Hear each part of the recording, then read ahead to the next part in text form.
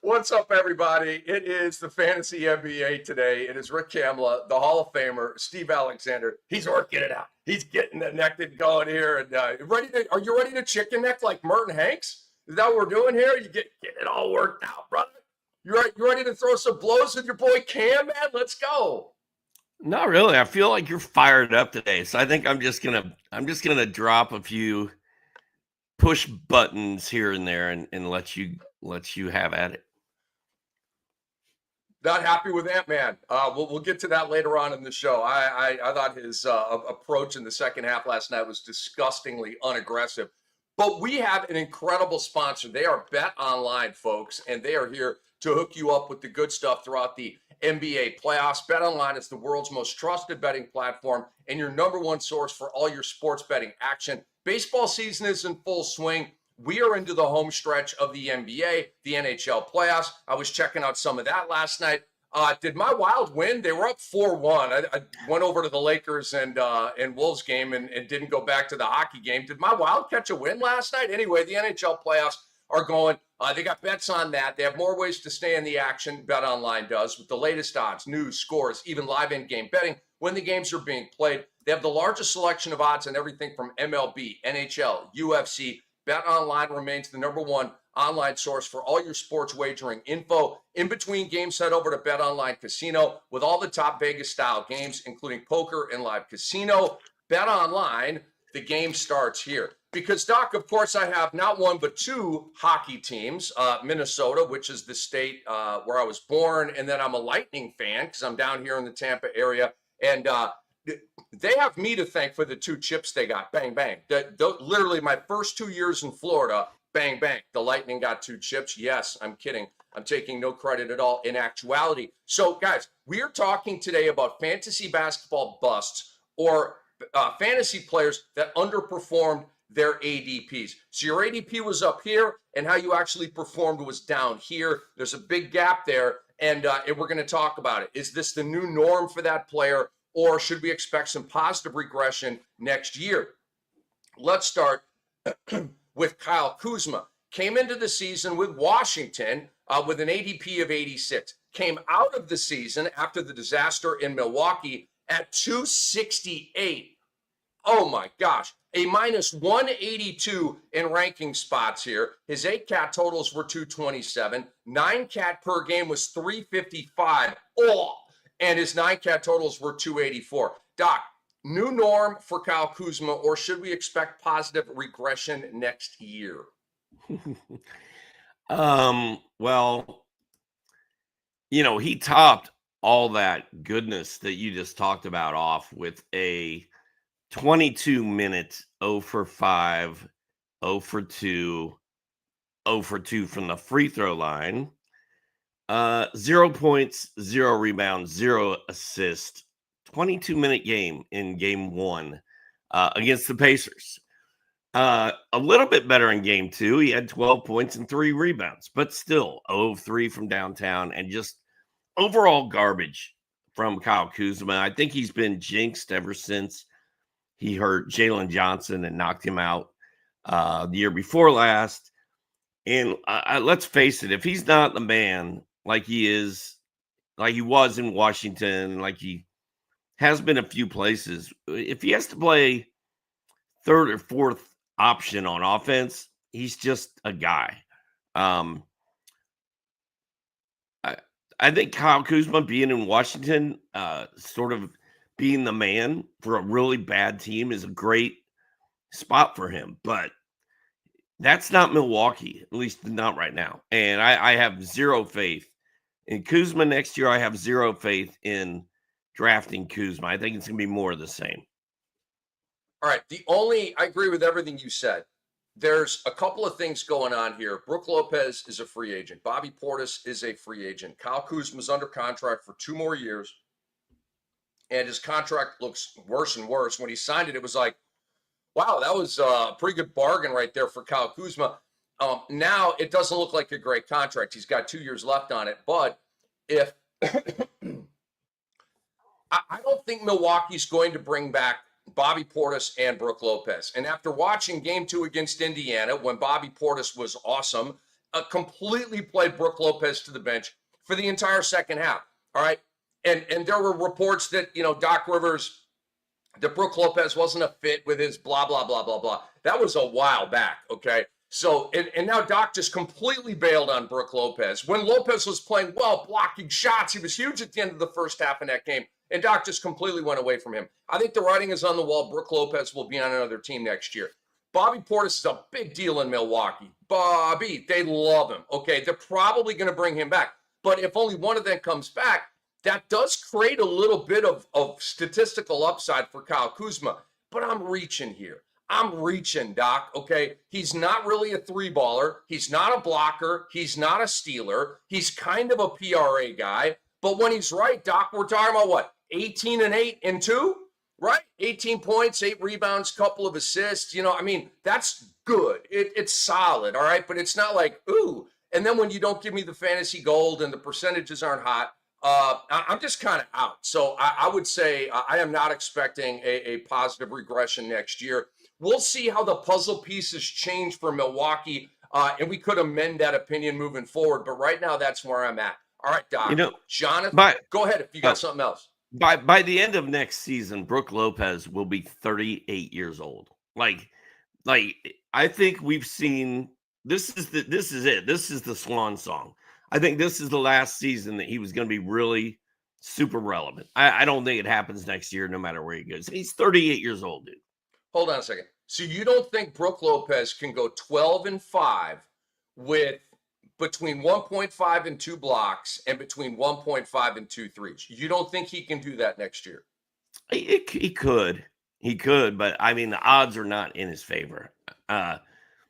Once the decline starts, man, it's hard to get it ramped back up. The only guy I've seen that really balls at 38 years old is friggin' LeBron. So yeah, I don't know. I just kind of feel like this is kind of the end of the road for Brolo, but I could be wrong. He's been in the league a long time. Oh, by the Wild, your Wild won 5-2 and your Lightning lost 6-2. I knew I was checking out the light because I'm bouncing back and forth, right? I no longer have 3 TVs on a wall. This computer I'm on right now was Milwaukee and Indiana. I had OKC at Memphis up, and that game kind of sucked, so I was going back and forth a little bit. I like the hockey playoffs. I'm sorry. And they're my squads, Tampa and Minnesota. All right, let's move on here, Doc, to Jonathan Kuminga. Jonathan Kuminga of Golden State will not be a Warrior next year, okay?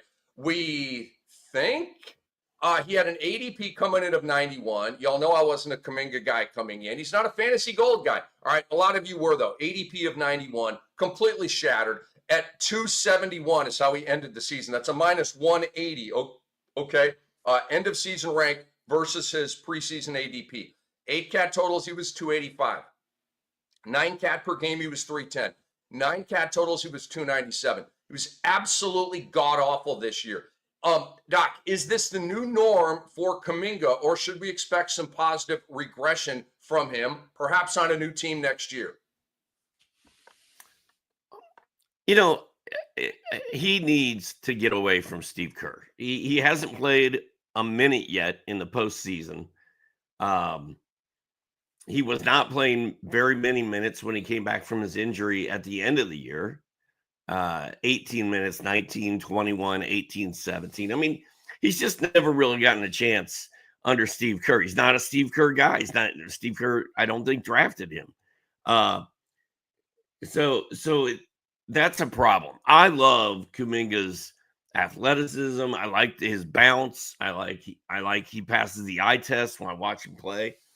And he reminds me a little bit in a different way of Josh Giddey being stuck in Oklahoma City. Like, Giddey needed to get out of there. Fresh start, new coach, new town, everything. Kuminga needs all of that. If he goes somewhere else, which I think he undoubtedly will, and there's a spot for him to play, those numbers are going to go up because I think he's going to play for whatever team he ends up on. So let's get into that, Doc. I did a little research on this. The Brooklyn Nets, the Portland Trail Blazers, and the Washington Wizards, and it could be 5 other teams. We just don't know yet. But I did some research. These are the teams that have risen to the surface as having interest in Jonathan Kuminga. The Brooklyn Nets are reportedly the most likely destination for Kuminga in a potential sign and trade with the Warriors, according to Yahoo Sports and Sports Illustrated. So why a sign and trade? Because the Warriors have him as a restricted free agent, which means they can like pick up an offer sheet, keep him, or okay, Charlotte, you want to sign him to a max offer sheet or whatever you want to do. Cool. We're going to let him go to you, but we've got to get some assets from you on the way out with Jonathan Kuminga. That's where that all comes from. The Nets possess significant salary cap space, and Bleacher Report also sees them as a suitor for Jonathan Kuminga. So a lot of reporting on Brooklyn and Kuminga. The Warriors also could explore a trade with the Blazers, according to Bleacher Report and SI, in a trade involving Anthony Simons. That one I'm not really buying, but this one also potentially makes sense, Doc. Yahoo Sports, the Wizards are mentioned in trade rumors, could potentially be a destination if the Warriors are open to deal Kuminga. The Warriors and the Wizards came together on the Chris Paul, Brad Beal thing. Help me out. Was that true? Didn't they make the Jordan Poole trade? So they've already made a trade there. Maybe they could go back and make another one. But I loved everything you said about the change of scenery and he needs a new city and all that. I freaking love that because it's so true. I would be relatively high on Jonathan Kuminga in Brooklyn and in Washington. However, and I'm not going to play the tank card on you, Doc, because both of these guys, teams played their guys to the end. Thomas was hurt. They had to pull him out. I'm just not that into Kuminga, bro. What's his max PRA? Let's say he's playing 34 minutes on Brooklyn next year. What do we get? 18, 7, and 2? Okay. And you know that he's going to hit like 1-3, maybe. He's not going to get any blocks or steals. He was put on earth to score the rock, slashing and dashing and dunking and finishing like Orlando Woolridge back in the day. Andre Lemus, what do you know about Orlando Woolridge? May he rest in peace. I was like checking with the human computer because he knows the old school buckets too. But that's where I'm at, dude. Like he's going to be, to me, overdrafted. He's going to be a big sleeper because he's going to be on a new team, I think. And I'm going to be kind of like over here, like, y'all knock yourselves out with Kuminga. He ain't my guy. He's not the stat set for me. Yeah, and I will say this. I like all three of those options. Jeremy Grant in Portland is probably going to be no more. I think there's room for Kuminga to play there. Kuzma was good when he was with Washington. Kuminga could, and so was Denny Avdia in both places. So there's room for Kuminga there. And hell, the Brooklyn Nets, you look at their roster, I can't pick like 9 out of their 12 players out of a lineup. I have no idea who they are or where they played or what they do. I think Kuminga could walk into that situation and be okay. But like you, I'm not like super excited about Kuminga if he lands with Brooklyn or Washington. I'm like, oh, Kuminga's in Washington. Maybe he's going to play this year. And I'm going to look at him at the very end of my draft. I think maybe a year from now, if he has a good year next year, we might be talking, okay, Kuminga looks like he might be what we thought he was going to be. But I don't think it's going to happen this coming season, regardless of where he goes. That is Hall of Famer Steve Alexander. I am Rick Kamla, and we are the Fantasy NBA today. Guys, I want to tell you about a couple things going on here. Our app, okay? Have you downloaded our app yet? Our Sports Ethos app is amazing. We're making big investments into what we call the next generation of Sports Ethos. The past 12 months have been a game changer for us on all fronts, man. And we're working hard behind the scenes to deliver to you the best fantasy product that you've ever experienced. We want you to download our app now. Stay on top of all the latest news for the NBA, the NFL, and Major League Baseball. Plus, take advantage of our fantasy basketball tools. Our app is your ultimate edge, so don't miss out and get in the game right now. Go to your favorite app store and download the app. All right, Dr. A, let's continue on here with some busts who had a relatively high ADP and then completely sucked it up this year. Let's go to Terry Rozier, who I've long been a fan of. Great source of threes and steals over the years, good scorer, not a great PRA guy, but just a kind of a solid goodie guy. No more. He had an ADP of 107 coming into the year. He ended the year at 269. That's a minus 162. Boo! Bye-bye. 8 cat totals. He was 229th. 9 cat per game, 286th. 9 cat totals. 244th. Yuctitude. Doc, is this the new norm for Scary Terry, or should we expect some positive regression next year? I'm afraid it might be the new norm. He's 31. Miami's got to be kicking themselves for not implementing Davion Mitchell into the game plan sooner than they did. I mean, they kind of ran Terry out there for a lot of the year, and he just wasn't doing anything, and it took a bunch of injuries before they finally looked at Davion Mitchell, and now he's sort of like become the heart of the Miami Heat playoff team. So I don't know. I didn't even really ever consider Terry Rozier this season, and there were a couple seasons where he was a really good fantasy player, but I think this is the new norm. I think Scary Terry's kind of done. And Rick, I was holding this up and you didn't see it, but this is sitting on my desk. It's my autographed Orlando Woolridge photograph. Dude, we've known each other forever. We've worked together I've never seen that. I never knew you had that. That's cool. Yeah, like a whole deck of cards here. Like if we ever go old school, chances are I got a dude with a picture. Yeah, Orlando, cool, Big man. O. The Big O. Dude, what a freight train. May he rest in peace, man. I mean, one of the most rocked up guys in league history. Super athletic, coming downhill, jamming on you. Kuminga kind of has a game that harkens a little Orlando Woolridge. Again, may he rest in peace. We love you down here, Orlando. I agree with everything you said about Terry Rozier. He is nothing but a waiver wire guy. Guys, late in the season, Alec Burks, okay, has like taken more minutes and stuff like that. Haywood Highsmith's ahead of him. Duncan Robinson's ahead of him. I mean, stop everybody. He has everybody. He has 1 year left under contract. And I don't know, he may be bought out, traded for draft picks. I don't know. But and then I wouldn't see his new team like, ooh, we got Terry Rozier. We got to feature him and highlight him. I think it's over. To me, it's just over. So let's move on. Here's another guy. I think we're going to say a lot of the same stuff. Bogdan Bogdanovic, a man named Bogey, who I've long been a fan of. When he's clicking at 17 points, I don't know, 3 and 3 in the boards and assists, giving you about 1.5 steals, giving you about like 3 threes. Okay, like that last year. That's who Bogey Bogdanovic was, and the whole thing has crashed. He had an ADP of 92 coming into the year, came out at 213. That's a minus 121. 8 cat totals were 225. I can't believe they're even that high. 9 cat per game, 224th, and 9 cat totals 235th. Is this the new norm for a man named Bogey, or should we expect some positive regression next year, Dr. A? And it's kind of hard to tell, right? Because Kawhi Leonard was hurt for a good chunk of this early season, and then Norman Powell got hurt late. And it never really boosted Bogey. When those guys were healthy, it ruined Amir Coffey, who was getting run. And then Derek Jones Jr. just kind of stayed in his role the whole season. And Bogey could just never really get it going.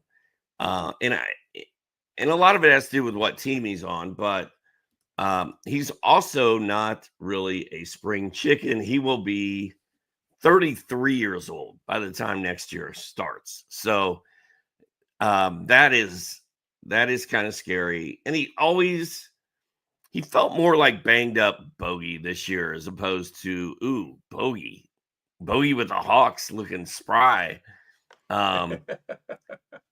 I drafted Bogey on a few teams late, and I kind of regret doing that. And I probably will not go back there next year.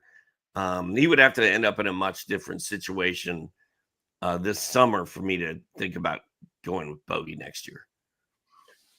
I agree with everything you're saying here, Doc. Bogey Bogdanovic is kind of right now DOA in fantasy basketball. He is one more year, Doc, under contract, 17, 18, 19 million, whatever it is. It's a big number. It's going to be hard to move. You know, he is in an expiring year, so it's easier to move because of that. But I think he's going to be a bench guy for the Clippers, barring something changing. And if that's the case, he's caught up in the soup, and he's not going to be good. If guys are hurt and he ascends, he becomes a waiver wire pickup. Okay, yeah, we can go down that road. next year, me, Doc, and Brew on the Fantasy NBA today. But as we sit right now, seeing Bogey play 12 minutes, 15 minutes, 14 minutes off the bench, he's a waiver wire guy. So I do not see positive regression next year. How about Yusuf Nurkic? I mean, this is like the homies are dying on it, right? Like we talk about and we've got a bunch of guys that we're going to get to here. And this is a one-part, two-part episode thing here. All right, all these busts, but this is we're pouring one out for the homies here because we got a lot of fantasy dead men on our hands. Yusuf Nurkic, Doc, a one-time fantasy stud. I don't know if he's ever been a fantasy stud, but he's been good. ADP of 84 coming into the year. Came out at 186. That's a minus 102. 8 cat totals, 228. 9 cat per game, 235th. 9 cat totals, 256th. Doc, is this the new norm for Yusuf Nurkic, a.k.a. the Bosnian Beast, or should we expect some positive regression? There was a season 5 years ago that we were doing at Roto World. We were doing Nurk alerts. We called them Nurk alerts because he would do something crazy, have 36 points and 18 rebounds and 4 blocks. We're like, oh my God, we love Nurk. Everybody was excited about Nurk. Everybody was on the Nurk train. We named his blurbs Nurk alerts and we'd headline them and everybody would see it. And man, that guy has been long gone. And one of the interesting things about this bust list, Rick, is they're all over 30 for the most part. Yusuf Nurkic next year, when the season starts, will be 31 years old. He plays behind Mark Williams. He plays with a guy named Moussa Diabate who needs more minutes and needs to be developed. If Mark Williams gets hurt, Nurk is going to be a thing like he always is. Ooh, Nurkic, like Mark Williams this year. People got kind of excited that Nurk might do something if Williams wasn't playing, but it just never happened. I'm out on the Nurkic game. I mean, I am too. I've got him in Sam Hinkie's letter, which is a keep 10 league. And I got Nurkic in the startup draft, I don't know, 5 or 6 years ago, still hanging in there with Nurkic by a thread. Remember in Cam Dynasty, I was hanging on to Clint Capela by a thread. I've since cut him loose. We'll get to Clint Capela here in a minute. I agree with everything you said about Nurk. Nurk is screwed because he's got one more year under contract. And I don't know if there'd be a huge free agent market for him. I frankly doubt it. It seems like there's this book on Nurkic that he sucks defensively and he's kind of a stat guy, but doesn't really help you win. And I don't know what's next for Nurk, but I know that he's behind Mark Williams. He is stuck in Charlotte unless they trade him, and he's going to be a bench player next year. He will not be drafted. He'll be a waiver wire guy. If you're in keeper leagues or dynasty leagues, probably time to cut bait. I mean, if you've got a tough decision to make between this guy and Nurkic, you probably got to send Nurkic going due to role, position on team, age, decline. I mean, I will say this. He put up some decent stat lines after the trade to Charlotte when he got minutes. And even when he got 15 minutes, he'd flirt with double-doubles. Yusuf Nurkic does not suck. He can still play and average a double-double, I believe, if he played 30 minutes a game. But I just don't know if anybody's going to give him those 30 minutes a game. So I say this is the new norm for him. Clint Capela, Doc, came into the year at 108 ADP. Came out at 204. That's a minus 96. His 9 cat per game was 182. His 8 cat totals were 215. Is this the new norm for Clint Capela, Doc, or should we expect some positive regression next year? I'm afraid it's the new normal. He turns 31 years old in May. Exactly. In less than a month, he'll be 31. He finally got overrun by Kongwu. He's been injured all year. I think the Hawks, he's half injured, half shut down. Just doesn't fit into half their go plan. home. Half just go home. Half. Right. Actually, that's thirds, right? Because you get and then 1/3 of just go home. We don't really want you here anymore.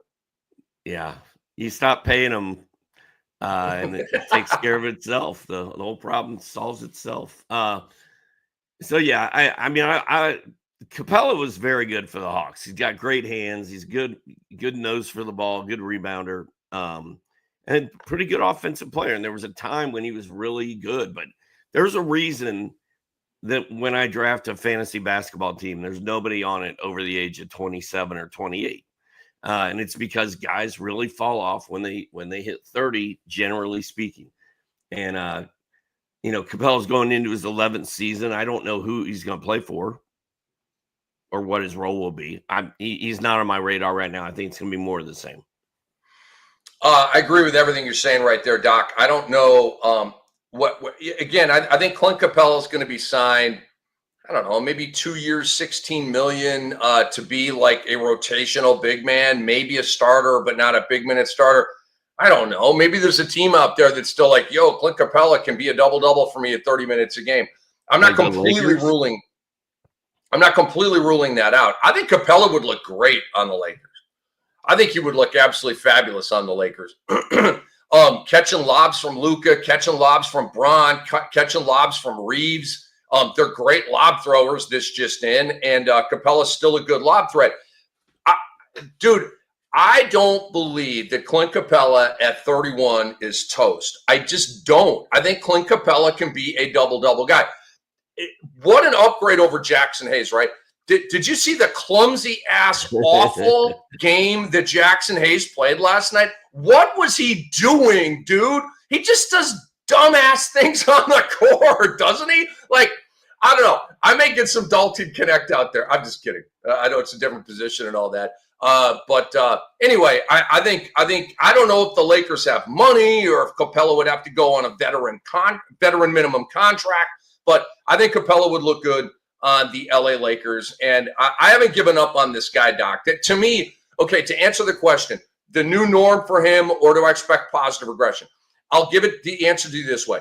If he is signed to somewhere where he's a bench player again next year, this is the new norm. If he is signed to somewhere next year where they view him as a starter, then I see some positive regression. So I'm leaving the door open for Clint Capela to be a little bit of a sleeper for me next year. I'm a Clint Capela guy. I like Clint Capela. I haven't given up on the guy. I'll tell you this: if he goes to the Lakers and that he's their only center, if it's him and Jackson Hayes, I will be back in on Capela. That'll be enough to get me on trade. Now that I'm a team hopping fanboy of the Lakers, let's go, Clint. Let's put him in yellow, purple, and gold, man. Let's do it. Guess what, Rick? I just dropped a catcher to get another starting pitcher against you today. Right now. Our fantasy baseball matchup where you played the crying strategy on the first night in week 3 of the fantasy baseball regular season. Never, ever has the crying strategy been deployed earlier or more pathetically than that. We would just like to take this time to welcome Bryce Elder to the team. He'll be pitching for the Braves in 39 minutes, and I'm here for it. Get shelled. He gonna get shelled, yo. He probably is. Gonna get shelled, yo. Who are the Braves playing today, dude? Dude, I don't even know. Is it what? Guardians? I don't know. I They're think not telling me. I think the Yankees got the Guardians. I don't know. Anyway, correct. Anyway. Your boy. St. Louis. St. Louis. St. Louis? Yeah. They don't have very many bats. You may be shoving Elder up my nose here. All right, who's next? Jabari Smith? All right, man. Yeah, let's get it. Jabari Smith, man.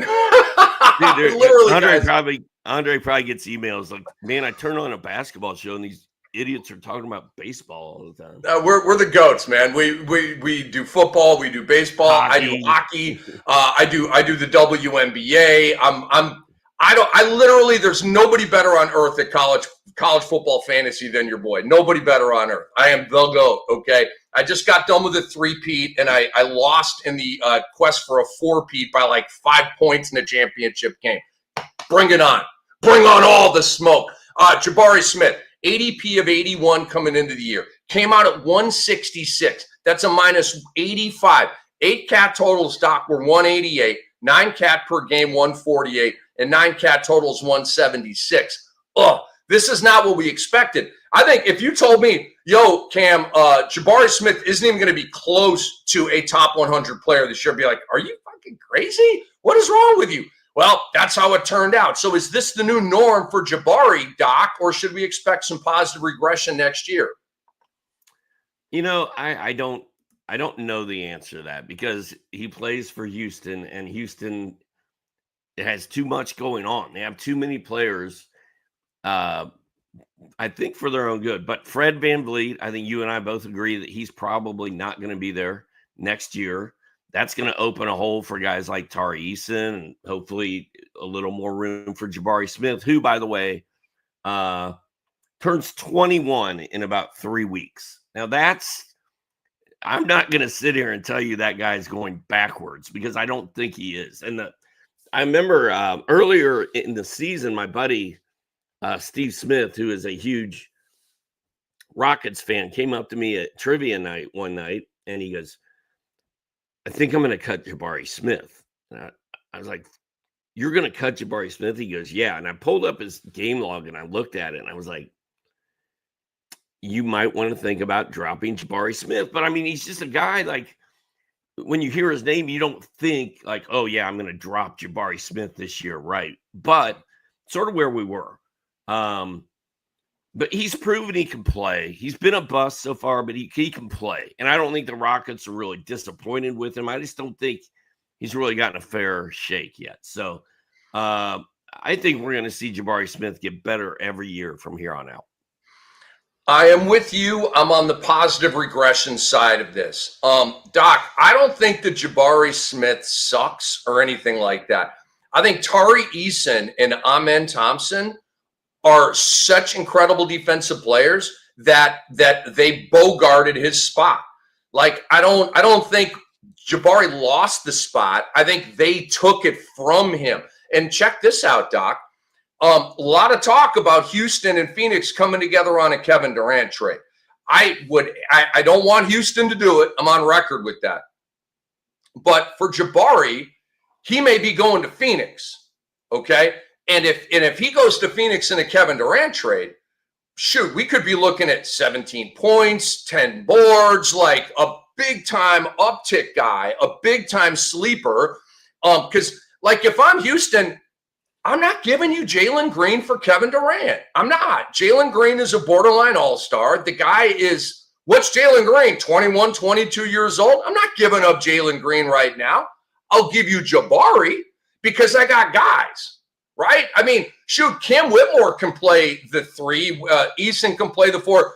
Amen can play the damn 4. Amen is about as positionless a player as we have in the league, right? So I feel like if I'm Houston, like I'm trying to do Jabari and like Cam Whitmore and I don't know, maybe another one of my young guys and a bunch of picks for Durant. But I think Jabari could be the feature guy in a Durant trade. So if that's the case, are we buying low on Jabari Smith right now? Or because if he's traded, boom, you're buy low, win away. You got to do the buy low now.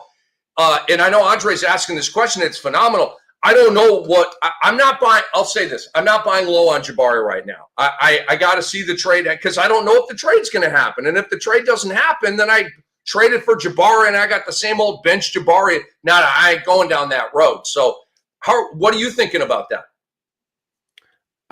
Here's what I think. I mean, I'm probably not doing anything with or for Jabari Smith right now. But if he ends up in Phoenix, if he does, he might kind of be a lone wolf because they might blow the whole thing up. I love Jabari Smith. Booker ain't going anywhere. Book will be there. But I still love – I mean, Jabari Smith and Booker play completely different positions. Jabari would just replace Kevin Durant. He would take over Kevin Durant's role. And Durant would take over Jabari's role in Houston and then some. He would also eat into some of what the young guys do. But I tell you, if Jabari gets moved to Phoenix, I think the hype train and the hype machine is going to start rolling. And by the time drafts get here, he's probably going to be overdrafted because there will be so much hype. Number three pick in the draft, for whatever year it was, 3 years ago, all this potential. He's long, he can shoot threes, he block shots. Like the hype machine is going to be cranking on him. We'll be fired up about it.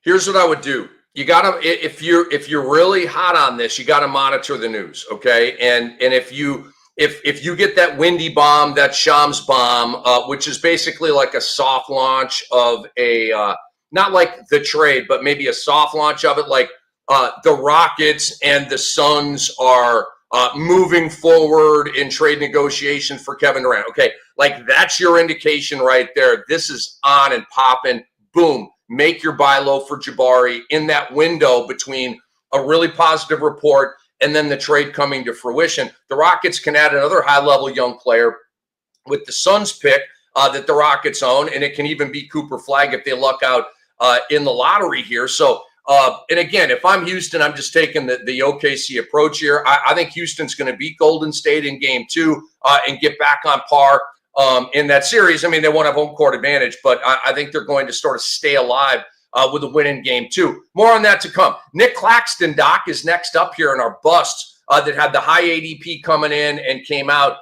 with a completely different reputation and all that.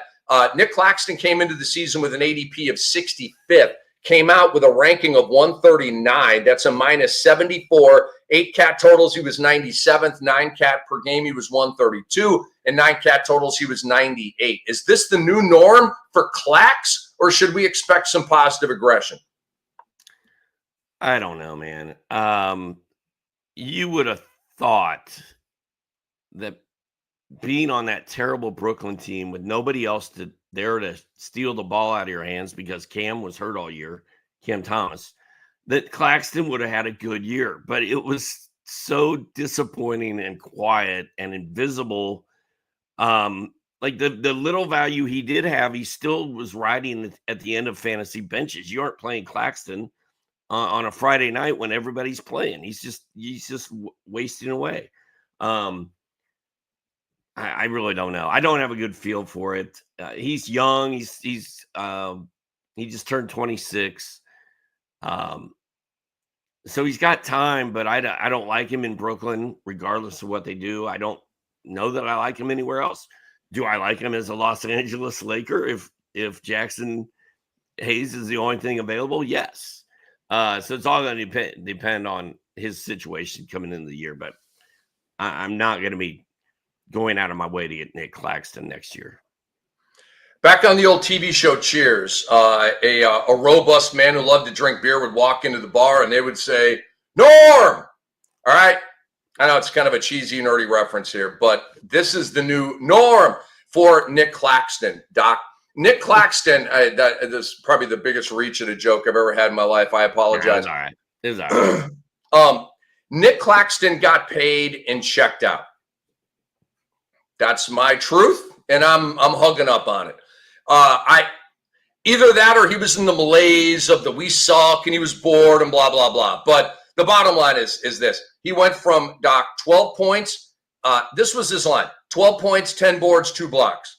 Rudy Gobert stuff, right? Yes, sign me up. 12, 10, and 2. Love it. Can't wait to get it, right? He went down to 10, 7, and 1.4. So now you're rosterable, but you're not that much above the waiver wire, okay? So, like, is that the new Claxton? Here's the thing. His minutes dropped by 3, which is notable, but you shouldn't be going from 12, 10, and 2 to 10, 7, and 1 in a 3-minute drop. That doesn't compute for me. And he took the same exact shots, maybe like super close in shots per game. There was really no drop in shots per game, yet you fell by 2 points per game. Okay, it's a problem. That's a motor thing. That's a want-to thing. And so I'm out. Y'all knock yourselves out. I'm going to be taking care of the big man categories early in the draft when you guys are all scrambling. Oh, shit, I need a center. Let me get some Claxton. I'm already going to have my business done at that point. One more guy here. Andre brings up a good point, though. I mean, has Nick Claxton ever really had a point guard to pass him the ball that was worth anything? Like, I mean, I would like to see him run with Luka and LeBron and the Lakers just for like 20 minutes and just get a look at it and see what would happen, because I think Andre's right. I don't know that he's ever had a top, really any kind of point guard that, is good at distributing the ball and finding a big man on a lob. So there's hope, but I'm not expecting much. Maybe Fred VanVleet is a net next year. You never know. But then Fred VanVleet's on the Nets. He's going to activate Nick Claxton. You will not hear those words coming out of my mouth if that in fact happens. All right, one more guy, Doc. This is our first episode, and then Thursday we're going to hit you with the second part of this as we continue these busts, the high ADPs, and then they came out of the season just woeful. All right, Lauri Markkanen's the last guy for this show. Then we're going to talk some playoffs. We're going to get into some ATS and some props for Wednesday night's games. Lauri Markkanen, ADP of 30th, came out at 102. That's a minus 72. 8 cat totals were 183. 9 cat per game, he was 93rd, and 9 cat totals, he was 173. Doc, is this the new norm for Markkanen, or should we expect some positive regression? I'm not going to bang on Lauri Markkanen too bad. I mean, I'm proud of him, how he came back a couple years ago. He blew up in Europe, and then he blew up Summer League and training camp, and then he had a great season before he shut down early, of course. And then this season was just kind of lost with the tanking Jazz. So I'm not really mad at Lauri Markkanen. I think he's a pretty good player, really. 27 years old, soon to be 28. So he's got a few years left on the Dr. A clock. But if is he going to be back in Utah? Is he a free agent? Like what is he? Stuck. I'm out. He's in quicksand, brah. No, thank you. And, Rick, you said 2 years ago when we did a podcast before the season before last season together, you're like, Lauri Markkanen gets shut down early every year, and if you draft him and you don't think that's going to happen, then you're crazy. And you're exactly right. Like I just don't trust Lauri Markkanen at all. Guys, his game dropped off this year. It wasn't just DNPs and all that, which sucks. Okay. I think Lauri Markkanen is checked out. I don't think he cares anymore. Okay. Utah has ruined Lauri Markkanen. And Danny Ainge, it's your fault. Lauri Markkanen went from 23 points last year down to 19, from 8 rebounds down to 6, from 48% shooting down to 42. Like, it's not just minutes and DNPs and tanking and Cooper Flag. Like, the guy's literally like, F it. Like, you don't care? I don't care. I'm just showing up to get paid here. Proof that he doesn't care is I'm going into Ainge's office and I'm throwing shit around. I'm taking his expensive lamp and crashing it against the wall. Big, play me, dude. Play me. Bro, play me 28 minutes a game. You don't have to put... and if I'm Lauri, I'm like, I promise we'll lose. I'll point you. I need to get out here and play, bro. I can't not play. Anyway, so that whole thing drives me crazy. I am super beyond out. Andre is asking the question, is Lauri Markkanen a dynasty buy low? In fact, he's the exact opposite. I wrote Doc, and we've got a series of these dynasty buy low, sell high articles with me, Doc, Brew, all of our great writers. And I believe I started out the chain or thread or whatever, and Lauri was in the sell high portion of it. It's time to get out, okay? What if Utah does not get Cooper Flag, Doc? They're probably going to tank again, okay? And so we're right back into the thing. So, dude, y'all need to hit the eject button on Lauri as soon as you possibly can. Rick, my dynasty buy low, sell high hits the airwaves today. It may already be up. I don't know. But I actually had Joel Embiid as a sell high after his 19-game disastrous season, because at least we know he still plays basketball. Like, get rid of him while he's still in the league. You know what, dude? We got to create a new category for those articles, because it's sell high, it's buy low. And Andre just said, wouldn't that be a sell low then? Yes, it would. Like, Lauri Markkanen is not a sell high. He's a sell low. His value is pretty much, I don't know if it hasn't been this low in a long, long time. So maybe we need like a separate category of like these sell low guys where you just literally, you got to get out on. Okay, like you're upside down in a car, but the car's breaking down on you, and you got to just take the monetary hit, right? To get out of the car and get into a car that actually drives down the road, right? And so it's almost one of those deals. Like, yep, you're upside down right now with Joel Embiid, but it's time to tap out. It's a sell code red. You have an emergency. Code red. All hands on deck. Yeah, like Andre said, it's basically getting what you can get and never looking back. That's exactly right. Like, okay, you're not going to get that much for Lauri Markkanen right now. You're not going to get that much for Joel Embiid right now. But do you want to carry them into next year, or do you just want to bail and get what you can get? Okay, I would bail and get what I could get. All right, Doc, let's move on here. Talking playoffs. These are Monday and Tuesday's games. I have a debate question for us on each of these games. Please address that question, and then you can take the combo anywhere you want to go. Number one, the Lakers evened up their series with the Wolves, 94-85 in game two, a ugly, disgusting basketball game. Is Ant-Man doing enough for the Minnesota Timberwolves? He thinks he is, but I don't think he is. Like, he thinks he is. And they said last night, they're like, how do you feel about leaving Los Angeles 1-1? He's like, that's all we needed, baby. Like, we couldn't have done any better. And then he said, well, I mean, I guess we could have gone 2-0, but we did just fine. Like, he just doesn't, like, he thinks he knows.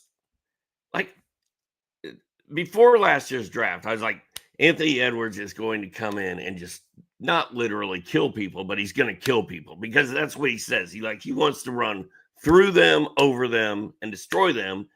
But you were kind of saying before we got on the air, like, I don't think he knows how to do that. Like, what his definition of killing people and what our definitions are different things. So no, I don't think he's doing enough. And at least he's not shooting 5 for 17 for them. But, he had 25 points. He had 0 assists, 0 steals, 0 blocks, 6 rebounds. I mean, all he was really doing was out there was scoring.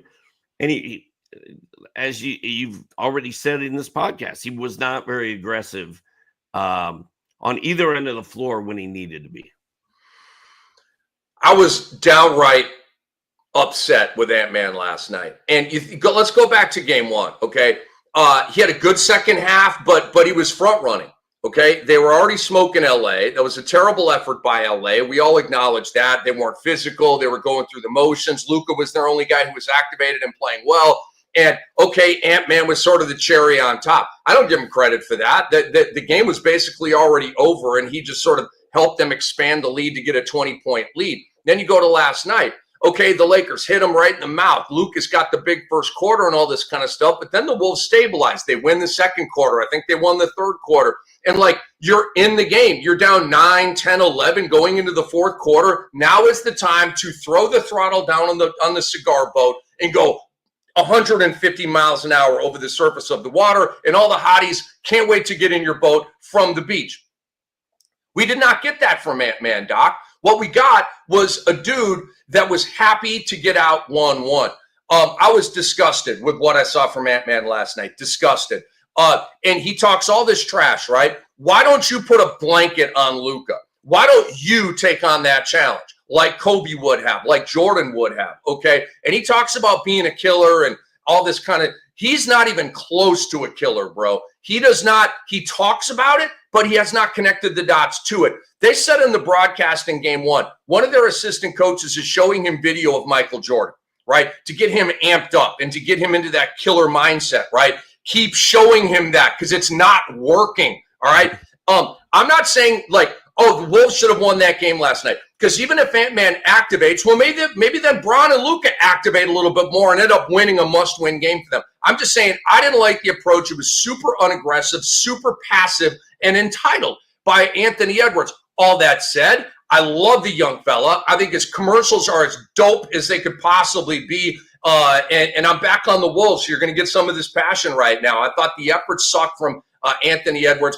I want him to man up on Luka Doncic. Chest to chest, man to man. I'm shutting your ass down, okay? I'm going to be salty as hell if I do not see that. Don't outsource that to Jaden McDaniels. You're a fucking guy. You do it, okay? The Pacers, Doc, go up 2-0 on the Milwaukee Bucks in Dame's return. Is this series over?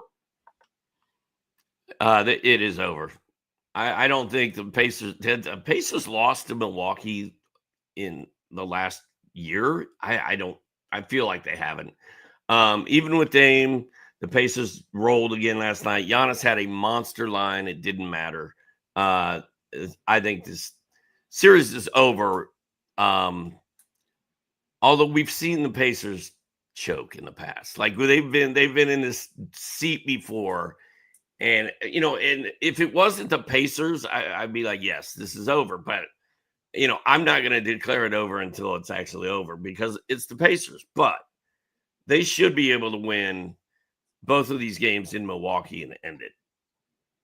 I said in Monday's Sports Ethos NBA show with Rick Kamla, it's time for Dame to come back and play in game 2. He had been cleared. He was ramping up. You can't go down 0-2 and win this series, right? Shout out to Damian Lillard for this miraculous comeback from the blood clots, playing last night. He had 11 points in the first half, Doc, and then it all bottomed out. It all hit him. The fatigue, the rust, the atrophy, and he was non-existent in the second half of that game. So I really appreciate Dame for coming back and playing, okay? And understanding the importance of we can't lose game 2. We got to win this game, okay? Now the Bucks have to win 4 out of 5. It ain't happening, okay? The Bucks might win a couple more games. We still may go 6 or 7. They're not winning this series. The Pacers winning last night, getting up 2-0. It's not a cat-mouse series now, like the Knicks and Pistons. I think it's going to be a cat-mouse series. This isn't a cat-mouse series. Indiana's in full control. They just got to get one in Milwaukee to come back to Indiana at 3-1 and then close them out in game 5. This series is over. And I love the way Halliburton's playing, by the way. Got into it with Dame, the talking and stuff, and then backed it up with an absolutely killer game last night. All right. Oh, that's what I wanted to – Rick, that's what I wanted to say. The Pacers know that Tyrese Halliburton just got voted by the players as the most overrated player in the entire league. And Rick Carlisle was like, it's total BS. Like, he was so mad about it last night. That Tyrese is mad about it. His teammates are mad about it. We're like, we're going to show them. And I think that gives them even more motivation to go out and destroy the Bucks, which they were already in trouble before that. But I think that's going to play a part in these playoffs too, because now everybody in Indiana is pissed off that Tyrese was voted the most overrated player. I didn't see that, Doc. That's absolutely shocking to me because he makes his teammates better. He's literally too unselfish, right? Like he's too unselfish. He has these games where he scores 8, 9, 10 points. And you're like, bro, Hallie, I had the point prop over on you tonight. What the F? But he had 15 assists, right? And they won. He doesn't care about his stats. He cares about the dub and he cares about making his teammates better. I think that's garbage. All right. OKC beats Memphis by 20. Doc, I did some math on this. OKC beat Memphis 4-0 in the regular season, 2-0 here in the playoff series. If you add it all up, they're beating Memphis by 24.2 points per game, 6-0. Will Memphis win a game in this series? No. You want me to go on? I just don't think they will. That first game when Oklahoma City was up 63-28 at halftime or whatever, it's over. Like Memphis is, Ja. I don't know that Ja cares that much.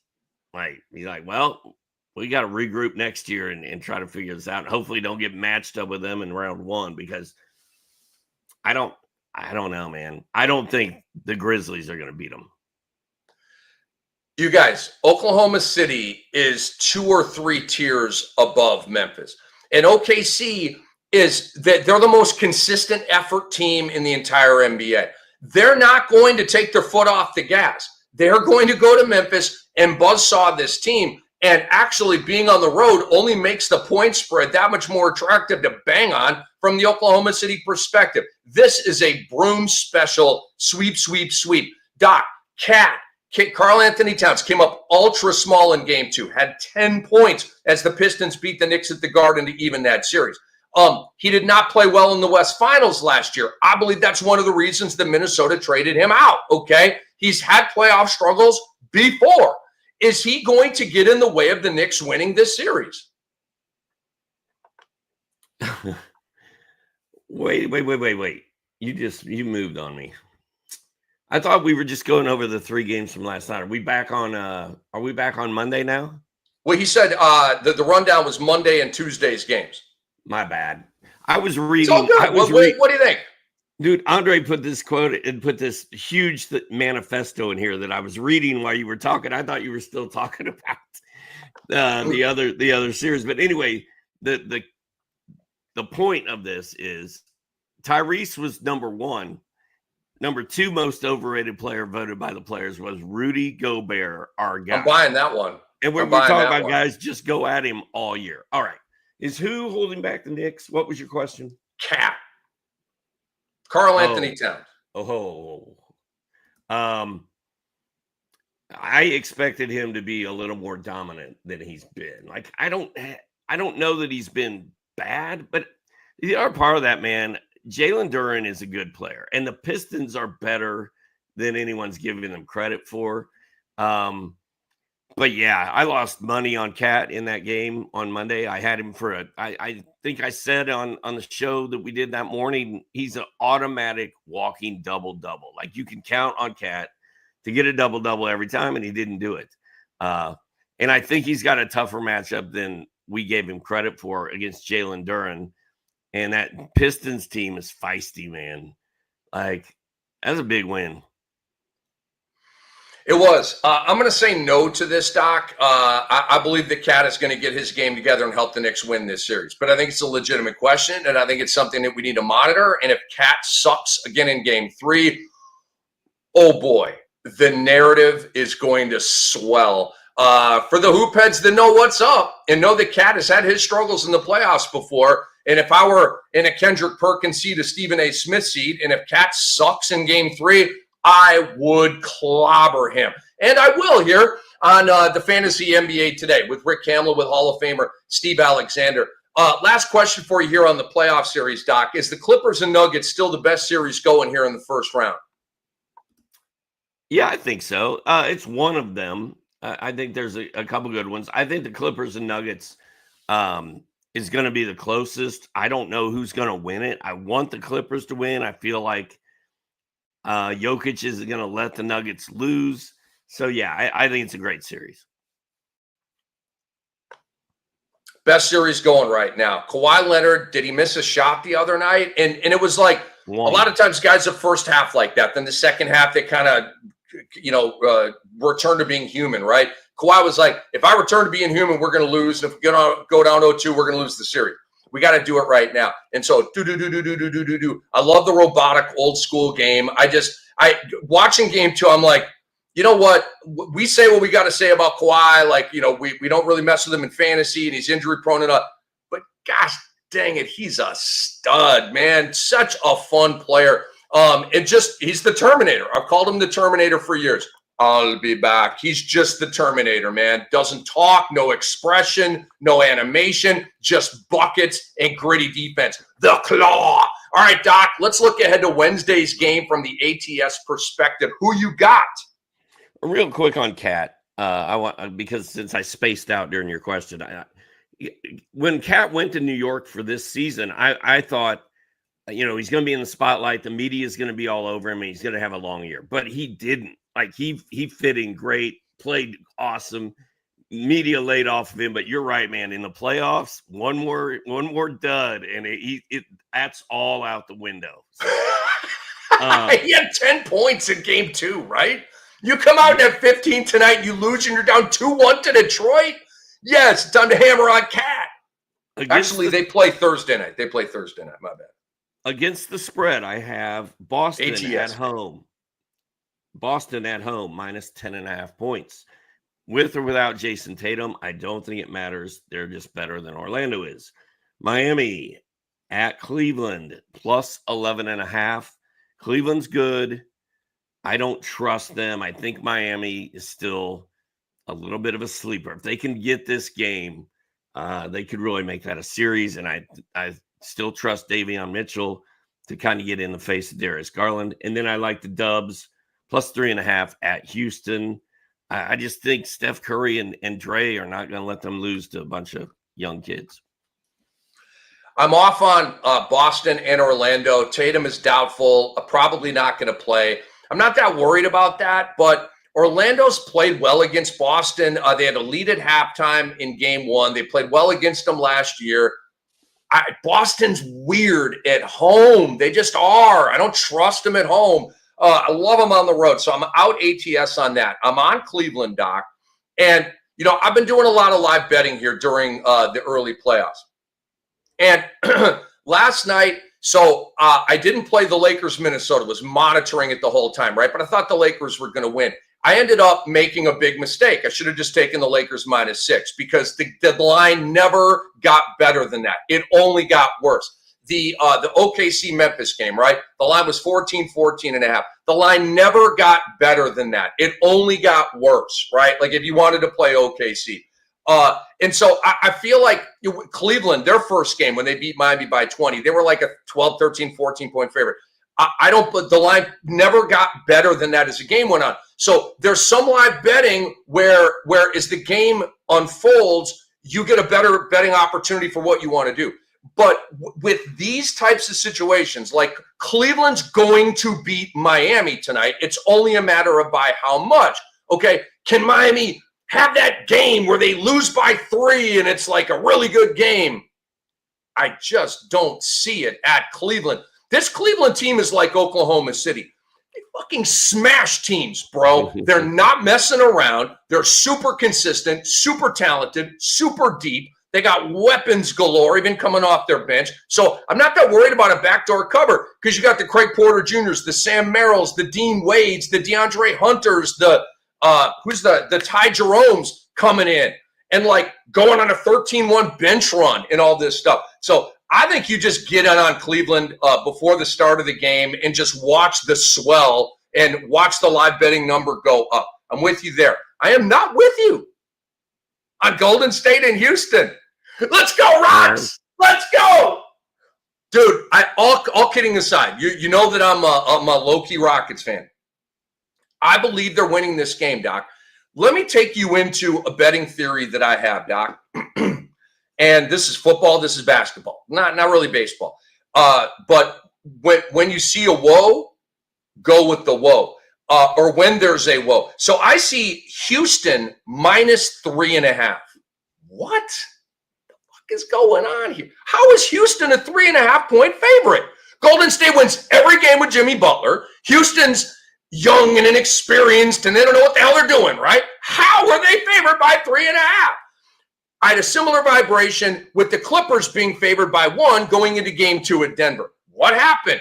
The Clippers won the game, okay? Go with the woe. I didn't. I had Denver. I thought Denver was going to cover that spread. I thought they were going to go up 2-0.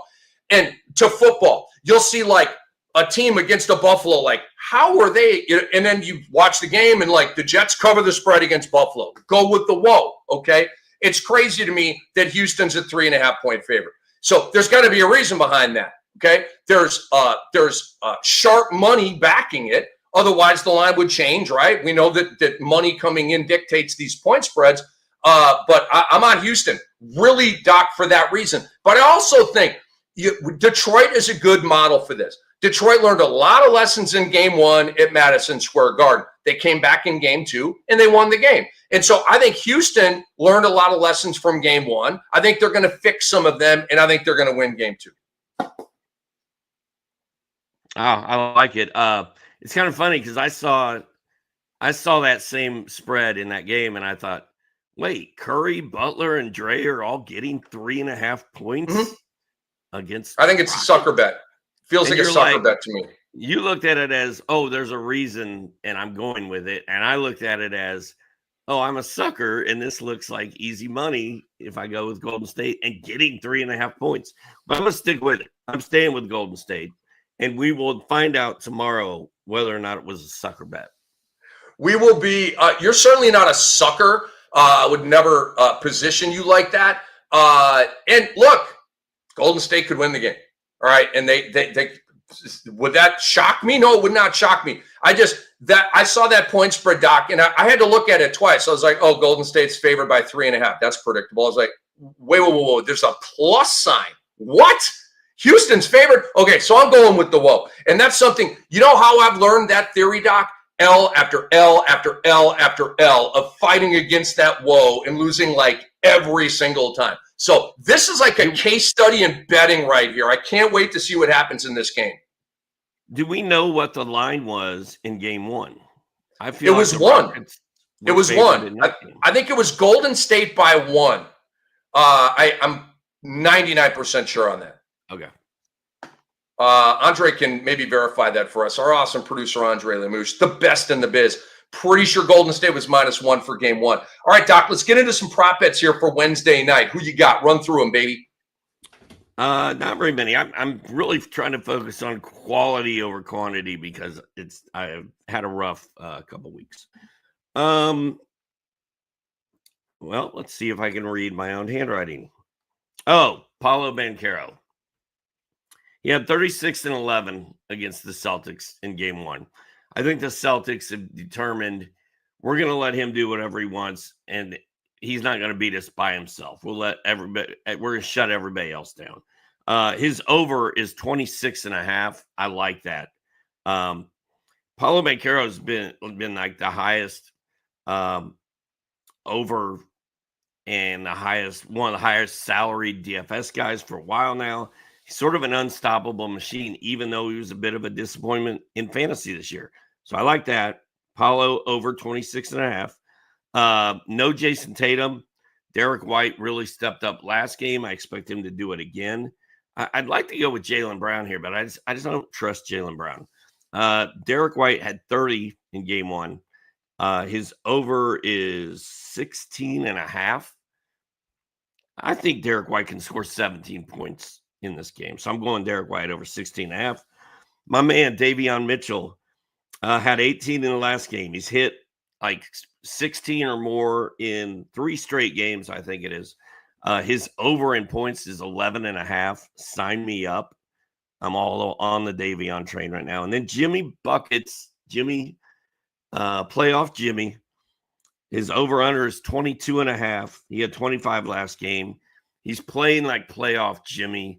They need him to score. And I don't know that Houston knows who to game plan for. Like, do we try to shut Curry down, or do we try to stop Jimmy, or what do we do? So I think there's a good chance Jimmy's going to score 25 again. That's Dr. Ray, Hall of Famer. I'm Rick Kamla. We're the Fantasy NBA today. I am on Jaylen Brown, Doc. I'm anticipating Jason Tatum to be ruled out. He's doubtful. I will go over on Jaylen Brown at 22.5. I think this is like Jaylen Brown is a guy that I would love to see with his own team. I'm not trying to get him traded or anything like that. I mean, the thing in Boston is incredible, but I've long believed that he's a second-round guy, a 50-win guy as the number one. Is he a championship guy? I can't go all that far, but I think he can be the guy for a 50-win team that goes to the second round of the playoffs. I love Jaylen Brown. So tonight's a perfect opportunity to flex like that. Over 22.5. Plus, he's coming out of wreckage. He was 6 of 14 in game 1 and did not play well. I love the bounce back factor, Doc. Kristaps Porzingis, go on bounce back factor. He made 1 of 8 shots in game 1. His number's 18.5, no Tatum. So it's a bit of a hedge on the Brown thing, too. But I like Porzingis over 18.5. I like Drew Holiday over 11.5. Doc, I did some digging. You will love this stat work right here. There were 6 games without Jason Tatum where Drew Holiday also played. Okay, where no Tatum, Holiday played. 5 of those 6 games, he was over this 11.5. He went 13, 16, 12, 10, 16, 12. So he's not obliterating the number, but he's over 11.5 in 5 of 6 without Jason Tatum. That's a strong trend for me. And just eye test wise, in the Boston games where there's no Tatum, Drew Holiday's more involved. He does more stuff, and energy finds the ball. Doc, another guy coming out of wreckage that I want to capitalize on is Evan Mobley. Evan Mobley had 9 points on 4 of 10 shooting in game 1. Mitchell was awesome. Garland was awesome. Ty Jerome was awesome. And Evan Mobley was just along for the ride. I think Evan Mobley now has a game tonight against the Miami Heat. 16.5 is his number. I'm going to go plus on that. Steph Curry, over 25.5 points. I mean, Doc, I just got to give into this thing at this point. This guy erupts every game, and it does not look like there's any end in sight. He has, check out this stat. He has scored 30 or more points in 6 of the last 9 games. All right. So like way over the 25.5. 6 of the last 9, he's over 30. So if you want to scooch up your own little OU number, like on DraftKings, where you can do the sliding scale thing and get better odds, just do like a plus 30 on Steph. Okay. But I got him over 25.5. He had 31 in game 1. Jimmy Butler over 22.5. I'm on it as well, Doc. I mean, last 4 games, he's gone 28, 24, 30, 25, 25 in game 1. The guy's just rolling right now. And Houston doesn't really have an answer for him. And I like Amen Thompson, Doc. I don't love him, but I got him over 12.5 here. He had 8 in game 1. It's the bounce back factor. And he averaged 12 versus Golden State over the course of the season. So I think he's going to have, I don't know, 14, 15. He's not going to obliterate this number, but I like Amen to have a much better game. We got to get out of here, folks. Couple of messages before we do. Download the Sports Ethos app. Go to your favorite app store. And also, we have big news. We are launching brand new Fantasy League formats to elevate your experience. You don't have to go over there or go over there. Go right here. We have fantasy leagues at Sports Ethos, okay? You'll have the chance to compete against our experts, guys like me and Doc. That's right. Our pros are going to be playing alongside of you in the NBA, the NFL, and Major League Baseball. We are, whether you're an advanced player or a beginner, we got you. We've got cash leagues. We've got free leagues. To join and gain priority access, DM our guy Andre at ANDMLEMOS on Twitter, ANDMLEMOS on Twitter, or email us support at sportsethos.com. We really appreciate you guys. Go to sportsethos.com. Check out Doc's Buy Low, Sell High article, all of our content out there in the variety of sports that we cover, and we love you. For Andre Lemouche, for the Hall of Famer Dr. A, I'm Rick Kamla. This has been the Fantasy NBA Today, and this episode's been brought to you by Bet Online.